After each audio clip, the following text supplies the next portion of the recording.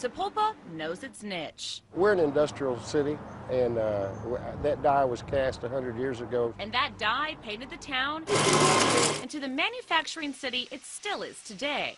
But when the recession hit, Tony Palmer watched the machines slow down. We did a lot of cleaning on the shop and shop projects and stuff.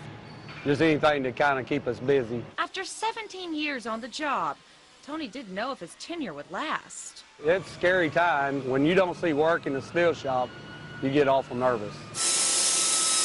Across the country, layoffs painted a bleak picture, with 2.3 million manufacturing jobs lost. That's according to the National Association of Manufacturers. It's one of the largest industrial downturns the world has ever seen, and that we've ever seen over time. Bob Baugh is part of a national union that represents many manufacturing employees, and he fears the jobs lost may never return because they've sailed overseas. We are part of our own problem here. So 60% of the goods coming into the United States from China are made by American firms in China. But Chad Moutre with the National Association of Manufacturers says while jobs have been lost, it's the American way of hard work that's keeping products American-made. The U.S. still has some of the highest productivity in the world, and that's the reason why manufacturers stay here. Over the past 20 months, companies have brought back 300,000 manufacturing jobs nationwide.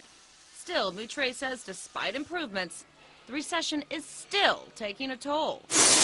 In fact, our partners at Scripps Howard News Service did a county-by-county study for every state and found locally, Creek County, where Sapulpa is, saw an 18% drop in manufacturing jobs from 2000 to 2010.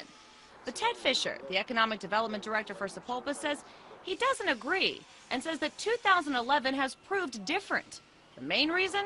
Black gold. Mostly related to the oil industry, but many expansions of companies putting on 100 jobs here, 50 jobs there. Fisher says many businesses in Oklahoma build parts for oil companies, and that feeds into the economy as a whole.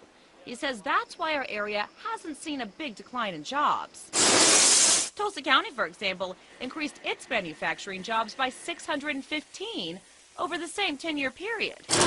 Meanwhile, after 3 uncertain months at Bennett Steel, The floodgates open. Now the business is flowing in. This piece of steel is part of a future Chesapeake building. Over there, a piece for Edison High School.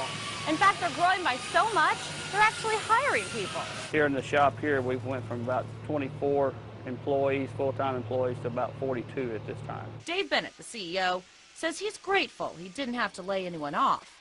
But if things had gotten worse, he says he may not have had a choice. I'm glad we got through it. It took a lot of effort out of a lot of my employees, but we made it through it. We made it through it all right. We're doing this being here. So is Palmer. He's worked his way up to the shop foreman. It's a great place. It's real family-orientated. A family inside a town that's niche continues to keep it thriving. Marla Carter, 2 News works for you.